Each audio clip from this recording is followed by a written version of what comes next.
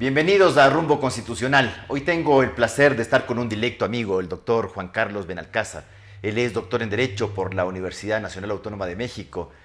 Universidad, además, donde ejerció la docencia en Derecho Administrativo y Fiscal durante más de un lustro y que hace ya una década se encuentra en el país desarrollando sus actividades. Bienvenido, Juan Carlos. Muchas gracias por la invitación, querido Rafael. Pues aquí presto a contestar las preguntas que bien tengas. Bueno, una pregunta personal es, ¿ya acabaste el libro de Derecho Procesal Administrativo o todavía tenemos que esperar unos 2 años más? No, el libro ya está por terminarse, tuve un pequeño problema de carácter tecnológico, pero está pronto a acabarse en un mes más o menos. Muy bien, se le borró la flash memory a mi amigo. Y también otro libro de Práctica Procesal Administrativa, ¿no? Con Sergio Garnica Gómez, ¿no? Sí, exactamente. Muy bien. Esperamos ver pronto la luz de esos libros porque la anterior edición, que ya lleva más de una década, el famoso Derecho Procesal Administrativo ecuatoriano, se acabó y no se volvió a hacer. Ahora, durante todos los años que tú viviste en México y los años que has vuelto al Ecuador, ¿ves muchas diferencias en la práctica política? En la práctica política, yo creo que nosotros hemos llegado a un punto en que, bueno, México ha tenido una lamentable, ha sido un lamentable referente de corrupción política. Con todo el respeto y todo el cariño que le tengo a ese país que es mi segunda patria. Se hablaba hace tiempos de elevados niveles de corrupción. Cuando yo llegué acá, encontré que no había una gran diferencia. Porque corrupción no solamente es el robo del dinero público, que son cuestiones que yo creo que en todo país se dan, sino el tráfico de influencias, el compadrazgo o cuestiones por el estilo. Y cuando yo recuerdo efectivamente, o el abuso de poder, y en general cualquier acto que viole los principios democráticos, la subordinación al derecho, la división de funciones, la responsabilidad pública o los derechos. Pero en México el tema institucional se respeta más, ¿no? Es decir, los periodos presidenciales, no se está pensando en votarle a la Suprema Corte de Justicia de la Nación, no estamos viendo cómo nos sacamos al Congreso de la República de encima. ¿No es esa una diferencia marcada entre México y Ecuador? Exactamente, en México la institucionalidad es mucho más marcada, tal vez por su antecedente histórico de la Revolución de 1910, ¿sí? Cuando terminó la revolución, la revolución no se sabe a ciencia cierta cuándo acabó. ¿Cuándo acabó, efectivamente? Pero lo que sí se sabe es que fueron casi 2 millones de muertos en la Revolución Mexicana, así que no es solamente un elemento folclórico de Pancho Villa o de Morelos, de Zapata. Entonces, lo que sí me llamaba mucho la atención es lo que dijo Plutarco Elías Calles alguna vez cuando fundó el PRI, que se necesitaba un país de instituciones y no un país de caudillos. Cuando yo llegué al Ecuador, después de haber vivido en México, yo creo que era lo que se aplicaba perfectamente en el año 2010 aquí. No teníamos instituciones, teníamos un caudillo. Teníamos un caudillo y con una mayoría no absoluta, sino absolutísima en la Asamblea, de tal manera que podía hacer lo que a bien quería con cualquier institución. Y me recordaba también, si se puede hacer un paralelismo, lo que en México se consideraba también como un postulado casi dogmático, sufragio efectivo y no reelección. Ahora, eso del sufragio efectivo y no reelección, ¿cuándo viene? Porque tenemos la Revolución Mexicana y luego un gran periodo del porfiriato, ¿no? Así es. ¿Ya? 30 años de Porfirio Díaz. No. Porfirio Díaz es justamente a Porfirio Díaz, contra Porfirio Díaz fue la revolución, porque se quiso reelegir como presidente. Efectivamente. Antes de Porfirio Díaz estuvo, si mal no recuerdo, Benito Juárez, vino Porfirio Díaz, que gobernó unos 30 años y que, bueno, hizo cosas positivas en México desde el punto de vista estético. ¿Sí? El afrancesamiento, El ¿no? afrancesamiento de México, ahí está la Avenida de la Reforma y todo eso. Pero ya era un momento en que, cuando él decía que México no es un país capaz de vivir la democracia ni gobernarse a sí mismo. Y creía él el caudillo, se creía un caudillo que podía hacerlo. Además de héroe de la batalla del 5 de mayo. Desde el 5 de mayo, de la batalla de Puebla y todo eso. Entonces, ahí es donde empieza la Revolución Mexicana. ¿Sí? Había, lo que se quería reelegir, y el lema, que sigue siendo hasta ahora el lema de los Estados Unidos mexicanos, es sufragio efectivo, no reelección. Ahora, sí, claro, en México no tienes reelección presidencial, tienes 2 sexenios, tienes 6 años, se acaba, te fuiste, pero en los tiempos del PRI se hablaba de la dictadura perfecta. Sí. Se decía que el PRI encarnaba la dictadura perfecta. ¿Por qué? A ver, efectivamente el PRI, además de tener al Congreso de la Unión, de tener a los gobernadores de los estados y todo eso, controlaba mucho las elecciones. Hubo un tiempo, incluso el cine mexicano reflejaba los fraudes electorales que hacía el PRI. Pero lamentablemente hay un fenómeno que debo confesar no alcanzo a entender. El PRI también era muy respetado por la población mexicana. O sea, el mexicano sí respeta a la autoridad, trata de eludirla, pero cuando se trata de la autoridad, cuando se trata de la institucionalidad, tiene más conciencia de la institucionalidad que nosotros. Es impensable en México que se pare una ciudad por una huelga o por un paro, es imposible. Ahora, tenías este partido, el Partido Revolucionario Institucional, a pesar de la contradicción de términos, sí. En el que el poder era del partido, ¿cierto? Sí. Entonces, claro, no había un caudillo, sino que cada 6 años vamos reemplazando al poder ejecutivo, al titular, siempre el siguiente esperando el ser el próximo, ¿no? Es decir, no me lanzo contra el sistema porque yo puedo ser el próximo, y si no hay el siguiente, seré el otro. Sí. Pero llegar al extremo de que el PRI tiene que crear su propio partido opositor, el Partido del Trabajo, ¿por qué se produce esto? Bueno, a ver, el PRI nace justamente para evitar los caudillismos. Plutarco Elías Calles, de un país de caudillos a un país de instituciones. Lo que sucede es que en ese partido trataba de aglutinar a todos los sectores que querían su parte de poder luego de la revolución del 1910.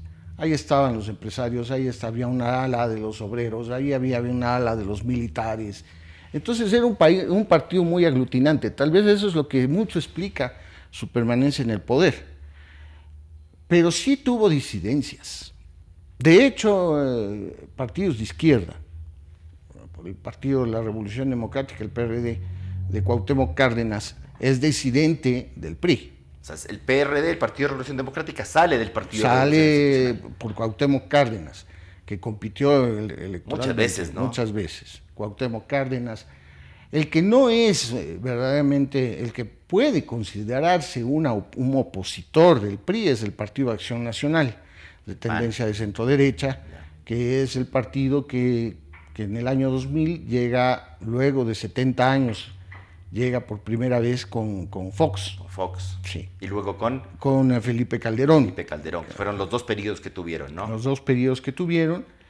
Y luego empieza un problema muy serio por la deslegitimación que tuvo, no recuerdo, después de Felipe Calderón vino, no recuerdo el nombre, soy a veces malo para los nombres, el anterior del actual,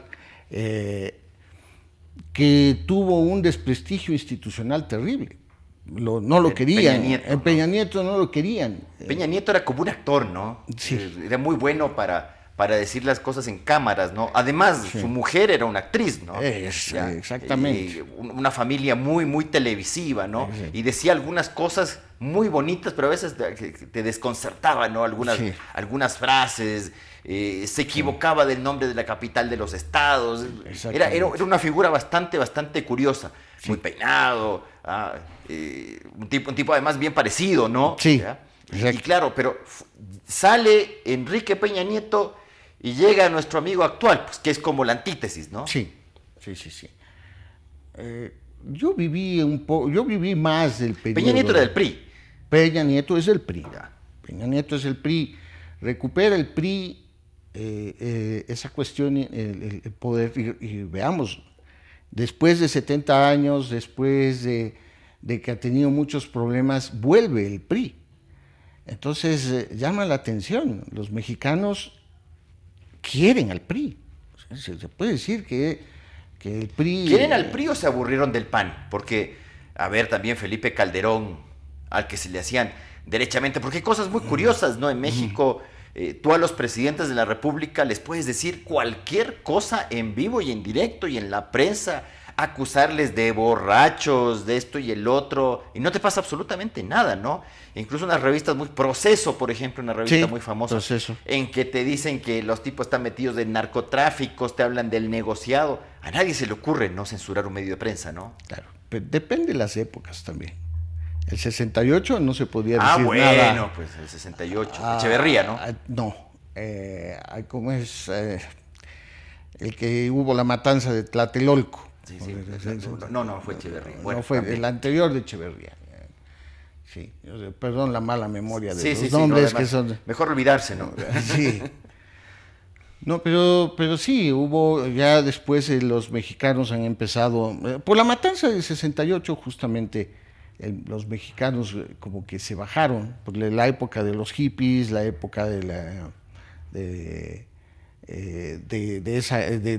la contracultura, de la revolución, del conflicto generacional, de todo eso que se reflejaba hasta en la vestimenta y todo, y especialmente en las universidades como la UNAM. Y no solo la UNAM, también se sabe que universidades privadas participaron en el movimiento del 68.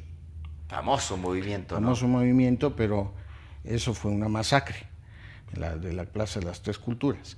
Así que no siempre fue un país donde se podía decir cualquier cosa a la autoridad.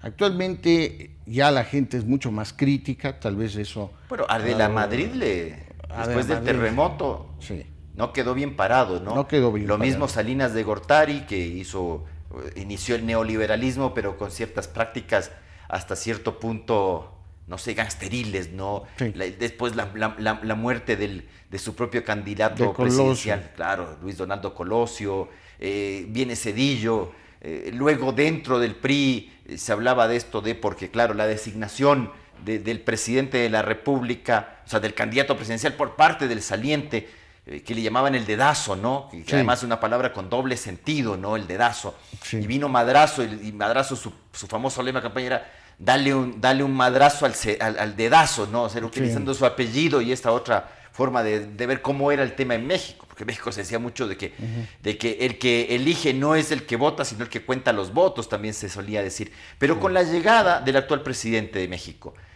a través de Morena, ¿se está rompiendo el sistema partidista mexicano? Porque también se habla de una posible reforma a la Constitución para permitir la reelección, pues, del actual presidente. Sí. Bueno, ya me acordé el nombre del presidente de la masacre, 68. es Díaz Ordaz. Díaz Ordaz. Ya. Bueno, a ver, el actual presidente de México tiene una serie de excentricidades y una serie de omisiones muy serias. El tema mismo de cómo ha manejado el COVID, el tema de la desconfianza que ha generado en la sociedad económica que ha generado en la sociedad mexicana. Bueno, en México no es tan fácil No es tan fácil que un presidente haga lo que a bien quiera con la Constitución o con la economía, porque es un país donde hay empresarios muy poderosos. Entonces, el presidente de la República, por más presidente de la República que sea, tiene un freno más que en el Congreso, en los empresarios. Ahí está el grupo Salinas, el grupo Carso del grupo Carso, que incluso llega hasta nosotros con Claro, con las telefónicas, con el grupo de Slim, el grupo de la cervecería Corona. O sea, hay un grupo empresarial que tiene mucha influencia política. ¿Fuerzas Armadas? Fuerzas Armadas, yo les vería a las Fuerzas Armadas que no tienen la misma fuerza ni la misma presencia que tiene en nuestro país. México tuvo su última guerra internacional hace muchos años, entonces las Fuerzas Armadas están más para cuestiones del narcotráfico, de las guerrillas y todo. Claro, es muy complicado, ¿no? Además, sí, tienes un vecino como los Estados Unidos, ¿quién puede enfrentarlos? Sí.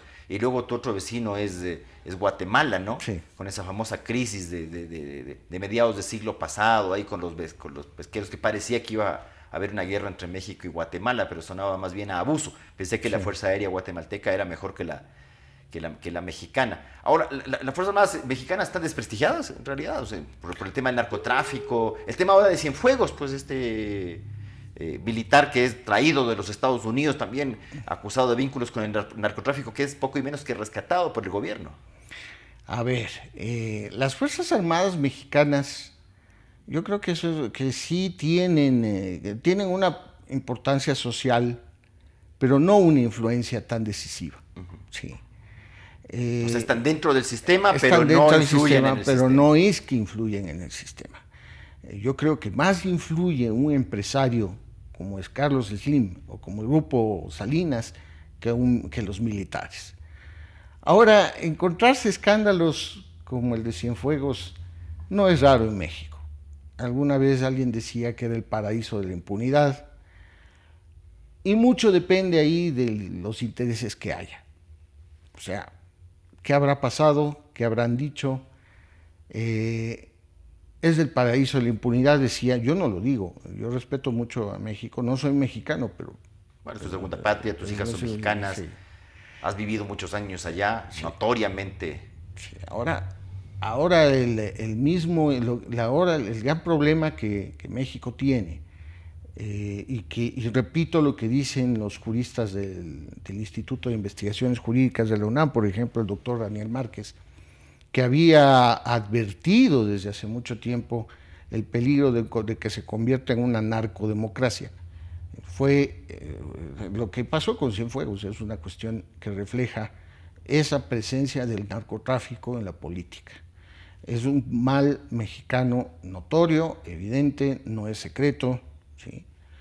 Ahora, esas son las partes negativas. Son las partes negativas. Las positivas. Por ejemplo, el sistema de administración de justicia. Es un sistema criticable, es decir, se le cae tanto como al sistema de justicia ecuatoriano. Nosotros sabemos que los sistemas de justicia constitucional muchas veces tienen en sus manos casos que son muy, muy discutibles, en los cuales la gente se mete independientemente de lo que diga la Constitución, porque la gente, naturalmente, el común de los mortales, no es que se meten a revisar a profundidad la Constitución y cuando la Corte te saca una sentencia, hay gente que la aplaude y hay gente que la denosta, más allá de lo acertado o desertado de la decisión.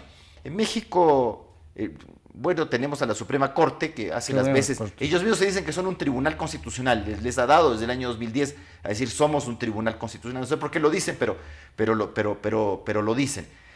¿Son tan debatidos por parte de la gente los fallos judiciales? Es decir, ¿existe una desconfianza en su Suprema Corte, en sus jueces estatales, en sus jueces de circuito? ¿Es igual que acá? Yo me atrevo a decir que no.